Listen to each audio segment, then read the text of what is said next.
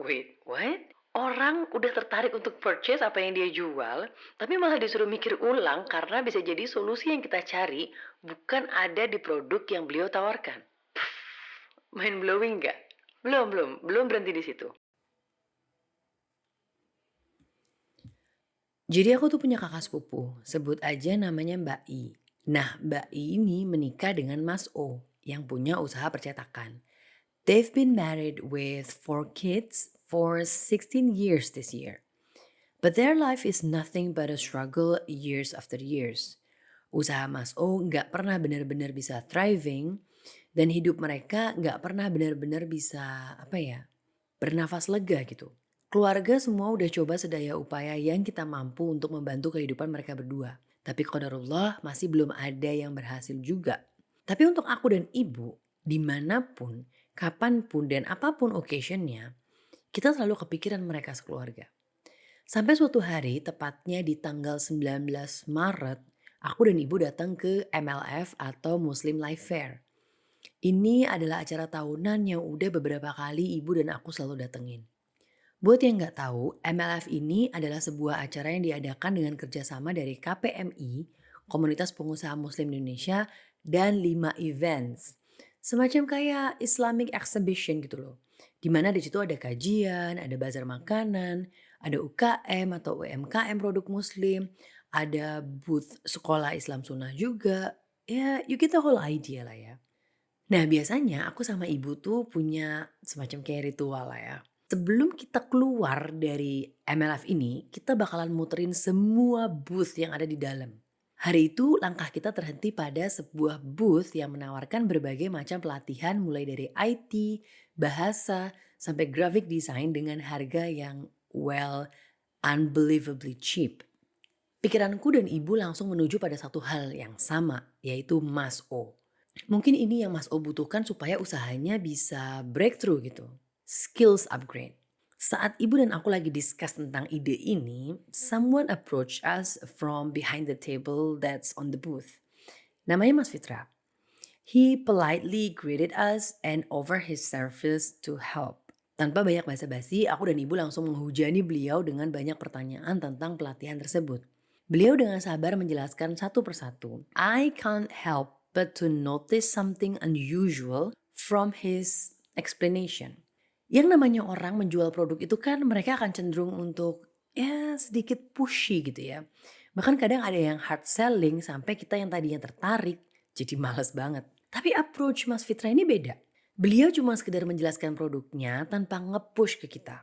Bahkan untuk harga aja kita duluan yang nanya. Nah, yang lebih anehnya lagi, setelah mendengarkan semua keluh kesah aku dan ibu yang numpang curhat karena udah kehabisan akal untuk membantu usaha Mas O supaya bisa thriving, beliau malah bilang gini, oke, sebetulnya apa yang menjadi kendala dari usaha itu? Karena bisa jadi bukan pelatihan yang dibutuhkan oleh Mas O. I was like, wait, what? Orang udah tertarik untuk purchase apa yang dia jual, tapi malah disuruh mikir ulang karena bisa jadi solusi yang kita cari bukan ada di produk yang beliau tawarkan. Mind blowing nggak? Belum berhenti di situ. Aku dan ibu akhirnya ikutin alur berpikir beliau. Kita jelasin lebih detail tentang semua kendala yang dihadapi oleh Mas O selama belasan tahun terakhir ini. Alhamdulillah akhirnya ketemulah satu titik yang jadi inti permasalahannya. Rupanya yang bikin usaha Mas O selama ini stuck adalah I don't know how to explain it in a business way, tapi gini, karena usaha Mas O ini nggak punya bendera sendiri, nggak punya CV atau PT untuk menaungi usahanya. Jadi ketika ada penawaran yang cukup besar, dia nggak bisa pitching atau maju sendiri, tapi harus minjem CV atau PT temennya. Nah, temennya ini yang maju gitu kan. Udah tahu nih lah ya arahnya kemana. Setelah lolos pitching, kerjaan ini diambil sama temennya dong dan disub ke orang lain. Seklien-kliennya juga di-poached. Akhirnya Mas O ya nggak maju-maju. Cuma bisa ngerjain project yang kecil-kecil dengan margin ya yang penting nggak rugi lah. Terus either aku atau ibu, I can't really remember, said something along the line like, Duh, seandainya aja Mas O bisa tahu tentang hal ini ya. Gimana cara jelasin supaya dia tuh bisa ngerti gitu? to which Mas Fitra replied, kalau emang mau boleh kok kita arrange waktu untuk duduk bareng dan discuss tentang hal ini sama Mas O. Mungkin saya bisa bantu semampu saya. Me and Ibu was appalled. Appalled itu apa ya? Kalau digambarkan pakai ekspresi itu yang Hah? Bener nih yang barusan gue dengar. then he handed me his name card with his phone number in it, obviously, and told me to text him whenever we're ready to talk. We finished our interaction by saying thank you and promised to contact him someday after I talked to Mas O and Mbak I about this opportunity. Dalam perjalanan pulang, aku dan ibu masih ngebahas tentang apa yang baru saja terjadi. Kita nggak habis pikir ya, kok bisa ada orang yang jualan tapi nggak niat jualan malah nawarin waktu, tenaga, dan pikirannya untuk membantu orang lain. Someone who he just met. Dan aku sama ibu ini bukan friends of friends atau friends of family ya. Bener-bener random stranger kan. And did I tell you that what he offered was free of charge? I know, right? Itu kejadian di hari Minggu sore. Malamnya aku langsung hubungi Mas O dan Mbak I tentang penawaran tadi sore. Qadarullah mereka berdua langsung antusias dan mau mengusahakan untuk ketemu. Itu posisinya H-4 Ramadan. Senin pagi aku discuss sama ibu kapan enaknya bisa ketemuan bareng semua. Kalau pas puasa susah. Setelah Ramadan takut momentumnya hilang. Jadi kita cuma punya waktu 2 hari yaitu Selasa dan Rabu untuk ngejarin ini semua. Pilihan jatuh pada hari Rabu. Nggak pakai lama siangnya aku langsung kontak beliau untuk arrange waktu ketemu. Nggak banyak ngarap sih secara ini benar-benar in such short notice atau dadakan. Tapi ya udahlah ya. Qadarullah respon beliau sangat positif dan ternyata bisa dong ketemuan di hari Rabu. But the tricky part was di hari itu beliau dan timnya ada meeting di Pondok Gede. Domisili mereka di Bekasi. Sedangkan aku dan sepupuku di Jakarta Utara sama Pusat. Beliau tanya, enaknya ketemuan di mana? Nah, aku mau milih tempat di Bekasi kok jauh banget gitu. Mau minta ketemuan di Jakarta aja kok kayak ngelunjak gitu kan ya.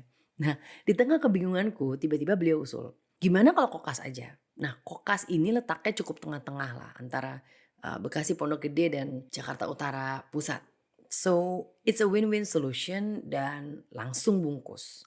Di hari Rabu, Mas Fitra dan timnya ketemu sama aku, Ibu, Mas O, dan Mbak I. The whole discussion took about 1.5 hours, but unfortunately, I couldn't hear what they were talking about because I sat in a different table than the rest of them.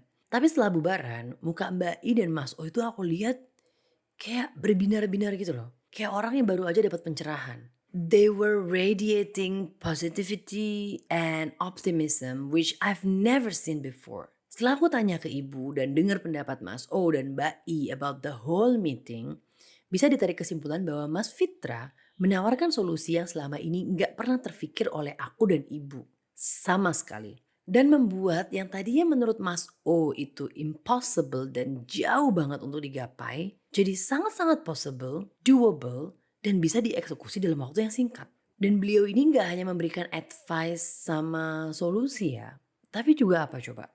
Koneksi yang bisa sangat memudahkan semua proses ini untuk berjalan dengan lancar. For free.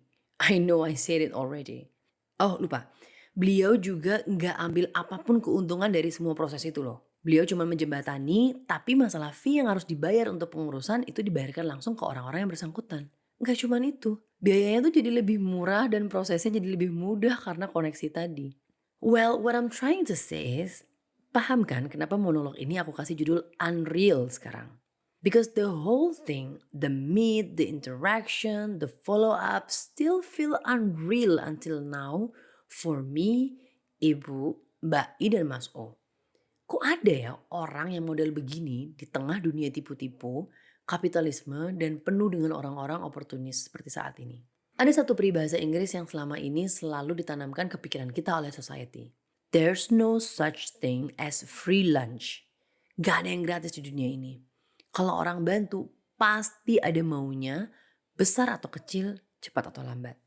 But if that's how the world works, then how do you explain someone like Mas Fitra, who bends over backwards just to help me helping my cousin? Mau dipikir sampai bertahun-tahun juga gak akan nemu jawaban dari pertanyaan. Pasti nih orang bantu ada maunya deh. Apa ya kira-kira? Karena ya emang point of view-nya beda. Dan mungkin selama ini aku atau kita kecemplung di lingkungan yang salah. Pernah dengar hadis ini nggak? Nabi Shallallahu Alaihi Wasallam bersabda, barang siapa yang meringankan, menghilangkan kesulitan seorang muslim dari kesulitan-kesulitan duniawi, maka Allah akan meringankan, menghilangkan baginya kesulitan di akhirat kelak. Barang siapa yang memberikan kemudahan bagi orang yang mengalami kesulitan di dunia, maka Allah akan memudahkan baginya kemudahan urusan di dunia dan akhirat. Hadis riwayat Tirmizi 1853. Orang-orang seperti Mas Fitra ketika membantu orang lain, beliau gak mau apa-apa dari kita. Tapi cuma mengharap ridho Allah, mengharapkan pahala dari Allah. Aku jadi mikir, kalau apa yang beliau lakukan itu terasa unreal atau gak masuk akal, kemana aja aku selama ini? Lingkunganku seperti apa? Kok bisa gak pernah ketemu dengan orang seperti beliau? Coba yuk, lihat sekeliling kita lagi. Kalau kita dikelilingi oleh orang-orang oportunis, orang-orang yang selalu pamrih dan bahkan meminta lebih dari apa yang dia berikan, maybe it's time for us to leave, to change our social environment. Karena mau gak mau, cepat atau lambat, kita juga akan berubah jadi seperti mereka. Coba deh sekarang bayangin betapa indahnya bekerja, berteman, dan bersosialisasi dengan orang-orang yang sangat suportif, sangat helpful, bukan karena pengen sesuatu dari kita, tapi karena keikhlasan hati. Kita pun juga pasti bakal ketularan untuk berbuat hal yang serupa.